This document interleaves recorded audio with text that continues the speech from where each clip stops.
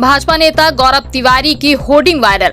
आतंकियों और पाकिस्तान को घर में घुसकर मारेंगे, गौरव तिवारी। रीवा पार्क के नापाक हरकत के बाद भाजपा नेता गौरव तिवारी द्वारा रीवा के कॉलेज चौराहा स्थित चौराहे पर लगाई गई एक होर्डिंग इन दिनों चर्चा का विषय बनी हुई है। होर्डिंग में अभिनेता राजकुमार की फिल्म सौदागर के डायलॉग की तर्ज पर पाकिस्तान को कड़ा संदेश दिया गया है। होर्डिंग में लिखा है, आतंकियों और उनके आका पाकिस्तान, हम तुम्हें मारेंगे और जरूर मारेंगे, लेकिन वो निशाने भी हमारे होंगे, सेना भी हमारी होगी और वक्त भी हमारा होगा। गौरव तिवारी, भाजपा नेता।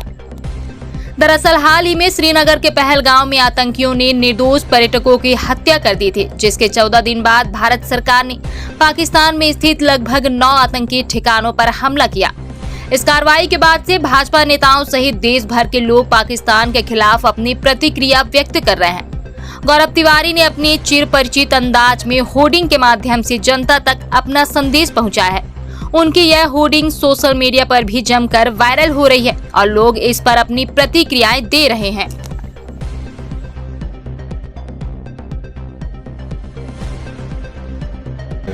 किस परिप्रेक्ष्य क्या उद्देश्य रहा है होर्डिंग? भारत ने आज जिस तरह से ऑपरेशन सिंदूर के तहत पाकिस्तान के आतंकी ठिकानों को नष्ट किया है, हमारी सेना ने जो शौर्य और पराक्रम का एक अद्भुत दृश्य दिखाया है, हमारे प्रधानमंत्री जी के नेतृत्व में हमारा देश नया भारत पाकिस्तान को आतंक के विरुद्ध जड़ से मिटाने के प्रयास जिस तरह से कर रहा था, उसका एक छोटा सा नमूना है ये अभी जो दिखाया, उसी को लेकर आज मैंने एक पोस्टर यहाँ लगाया है। क्या संदेश देना चाहते हैं? संदेश इसके लिए यही है कि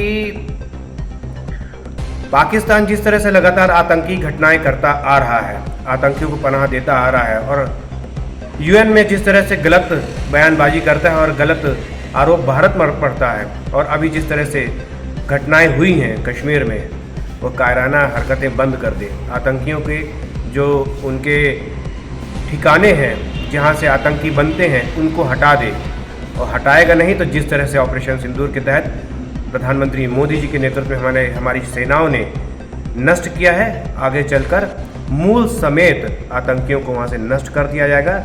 और इसमें अगर पाकिस्तान नहीं सुधरा तो वो भी बचने वाला नहीं है, उसका भी बहुत समय बचा नहीं है। अक्सर आप पोस्टर लगाते रहते हैं सर? हाँ, मैंने पोस्टर लगाया है और आज मैंने बताया है कि जिस तरह से कई दिनों से हमारे विरोधी भी लगातार अलग अलग तरीके से, चाहे वो कांग्रेस के हों, चाहे वो सोशल मीडिया के हों और चाहे वो कवित्री हों, जिस तरह से आरोप लगा रहे थे कि भारत और प्रधानमंत्री पर आरोप लगा रहे थे, वो कुछ नहीं करते, कहते बस हैं। और पाकिस्तान की भाषा जिस तरह से बोली जा रही थी, पाकिस्तान रोज़ ये सोच रहा था कि आज युद्ध होगा, कल युद्ध होगा, तो हमने यही कहा कि प्रधानमंत्री जी कब क्या करेंगे वो निर्धारित करेंगे, वो आप निर्धारित नहीं करोगे।